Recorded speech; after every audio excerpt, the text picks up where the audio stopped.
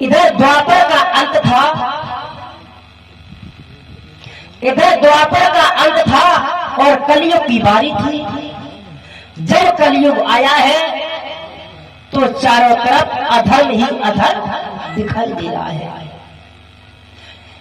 भगवान श्याम सुंदर इस धरती को छोड़ करके चले गए।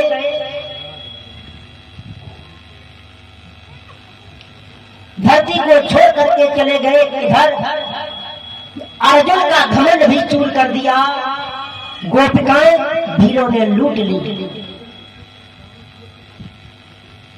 समय समय की बात, समय को परखे ज्ञानी, और समय पर निकले धूप समय पे बरसे पानी। समय समय की बात होती है। हर किसी के जीवन में सुख और दुख, जैसे पति पत्नी का जोड़ा होता है, जैसे संध्या के पीछे शाम लगी है और सुबह के पीछे संध्या लगी है। हर जो हमको ये पृथ्वी पर दिखाई दे रहा है, एक ना एक दिन नष्ट होना है। आया है, एक ना एक दिन उसे जाना है, उसका अंत तो होना है। इधर द्वापर का अंत था और कलयुग की बारी थी। आज भगवान श्याम सुंदर चले गए, आज अर्जुन का घमंड भी चूर हो गया। इधर पांडवों ने सोचा कि अब भगवान श्याम सुंदर भी चले गए इस धरती को छोड़ करके, अब हम यहाँ क्या करेंगे। और उसी समय राजा परीक्षित को सिंहासन दे दिया कि अश्व परीक्षित लाल को दे के सभी अधिकार, गए हिमालय के लिए पांचों पांडव कुमार। आज पांचों पांडव हिमालय के लिए चले जाते हैं। एक समय की बात है, ध्यान रखना मेरे प्यारे। जब राजा परीक्षित राज्य को देखने लगे हैं, एक दिन मन में ख्याल आया है,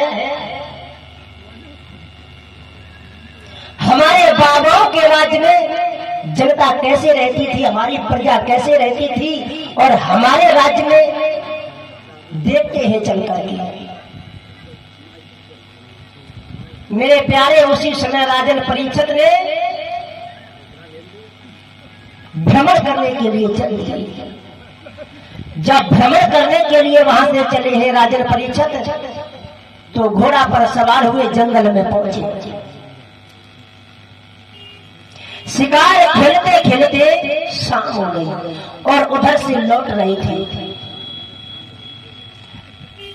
और उधर से जब लौट रहे थे तो राजन परीक्षित ने देखा, रोने की आवाज सुनी है कि शेष नाग दहलाए गए, शेष नाग दहलाए गए, पृथ्वी में हिम्मत हारी है, अब हम जात रसातल को पाप हो। अब महाराज कलयुग आ गया। आज पृथ्वी रो रही है, धर्म के रूप में बैल है, रो रहा है। ये कलयुग ने 3 पैर तोड़ दिए हैं, शेष 1 पैर रह गया है। आज त्राहि माम मेरी रक्षा करो। राजन परीक्षित ने आवाज सुनी है तो पृथ्वी गाय के रूप में रो रही है,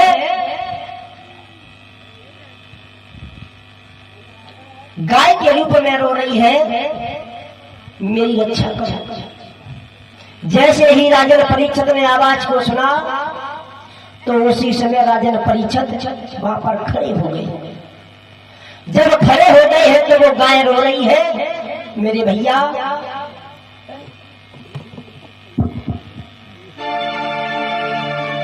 कि है ऐसा वीर कोई लाज बचाने आए,